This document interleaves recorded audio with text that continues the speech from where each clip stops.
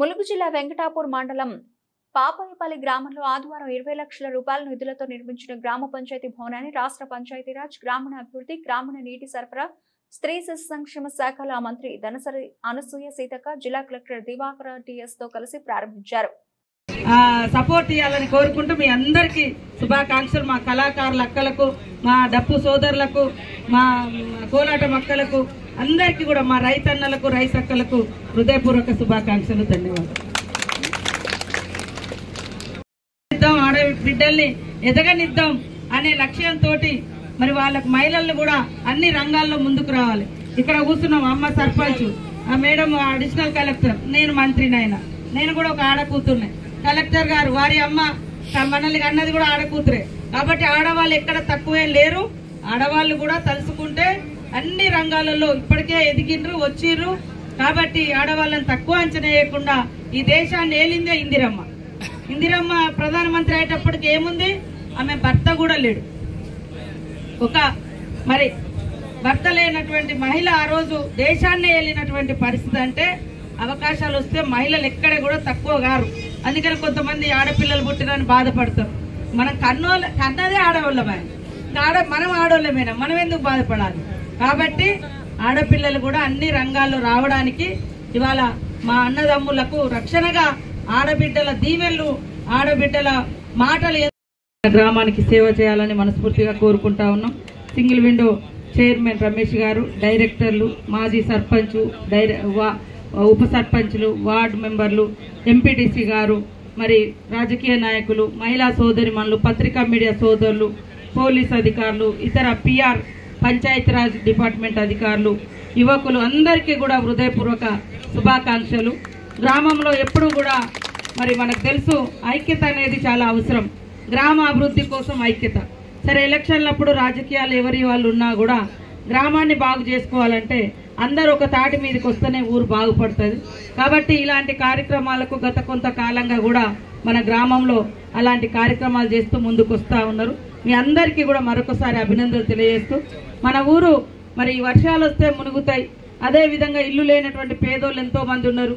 మరి కూలీ పోతేనే కుండగాలుతుంది, లేకుంటే మరి కడుపు మాడుతుంది అనే పరిస్థితి ఉన్నటువంటి పేదోళ్ళు కూడా ఉన్నారు. అయినప్పటికీ ఊరు అభివృద్ధిలో మరి మీరు అందరూ భాగస్వాములై ఈరోజు ఇలాంటి మంచి కార్యక్రమాలు చేసుకున్నందుకు ధన్యవాదాలు. మరి అదే విధంగా కొంతమంది ఇల్లు లేనటువంటి వాళ్ళు కూడా ఇప్పుడు ఇల్లు అడగడం జరిగింది. తప్పకుండా మన నియోజకవర్గానికి 3500 ఇల్లు, ఒక్కొక్కరికి 5 లక్షల చొప్పున మరి ఇల్లు కూడా శాంక్షన్ చేయడం జరుగుతూ ఉంది. తొందరలోనే అవి కూడా చేస్తాం. ముందుగా ఏం లేని వాళ్ళకు ఫస్ట్ పెట్టుకోవాలి, తర్వాత కొంత మధ్యతరగతి అట్లా. అదే విధంగా రేషన్ కార్డులు కూడా తొందరలోనే వస్తాయని తెలియజేస్తా ఉన్నాం.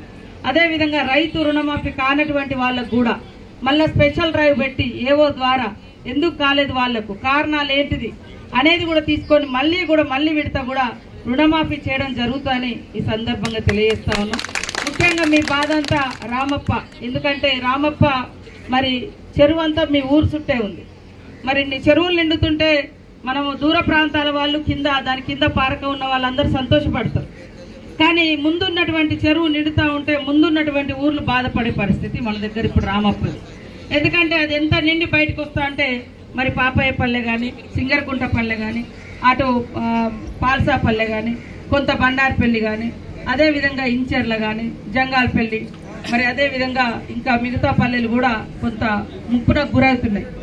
గత 2 ఏళ్ల క్రితం మొత్తం మునిగిపోయినప్పుడు చాలా ఇబ్బంది పడ్డారు. మీ బాధలు వర్ణాతీతము. సరే, నాకు తోచిన పద్ధతిలో, నాకు చేతనైనంతలో నేను ఆ రోజు కూడా సహాయ సహకారాలు చేసినాం. ఎప్పుడు కూడా పేదలకు సహాయం చేయాలనేటువంటి లక్ష్యంతో పనిచేస్తా ఉన్నాం. తప్పకుండా కలెక్టర్ గారు కూడా ఉన్నారు, ఒక స్పెషల్ టీం ఆయన వేసి. ఎందుకంటే మనది ఇప్పుడు జిల్లా హెడ్ క్వార్టర్, కానీ మనకు సేమ్ టైంలో నేషనల్ హైవే, టూరిస్టులు కూడా పెద్ద ఎత్తున మనకు ఆ రోడ్ ఎంబటి వస్తూ ఉన్నారు. చెరువు నిండినా కొద్ది అటు రోడ్డు మునుగుతూ ఉంది, రోడ్డు బంద్ అయ్యే పరిస్థితి ఉంది. అదేవిధంగా రామప్ప నిండినా కొద్ది ఇటు ఊర్లలో కూడా మరి భూములన్నీ కోల్పోయే పరిస్థితి వస్తూ ఉంది. కాబట్టి దాన్ని ఏ రకంగా మనము సాల్వ్ చేయగలుగుతాం?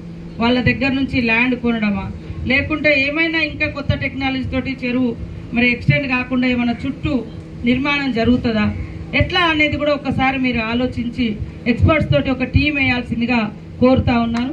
అదే విధంగా మరి రోడ్స్ కూడా అడిగి ఆల్రెడీ మేము మన డిపార్ట్మెంట్, నేనే శాఖ మంత్రిని కాబట్టి రోడ్లకు సంబంధించి సిసి రోడ్లు కూడా ఇంకేమన్నా పెండింగ్ ఉంటే పెట్టండి, తప్పకుండా ఇస్తాం. దీనికి కూడా 1,20,00,000తోటి ఆల్రెడీ శాంక్షన్లో పెట్టినాము. మీ బ్రిడ్జ్ కూడా శాంక్షన్ అయింది. తొందరలోనే టెండర్లు వేసుకొని మరి నెక్స్ట్ వర్షాకాలం మీరు ఇబ్బంది పడకుండా బ్రిడ్జ్ కూడా కంప్లీట్ అవుతుందని తెలియజేస్తా ఉన్నాం. అదేవిధంగా 2,50,00,000తోటి మరి పాలంపేట రోడ్డు కూడా 2,15,00,000తోటి పాలంపేట రోడ్డు కూడా అయిపోతుంది, ఇబ్బంది ఏం లేదు.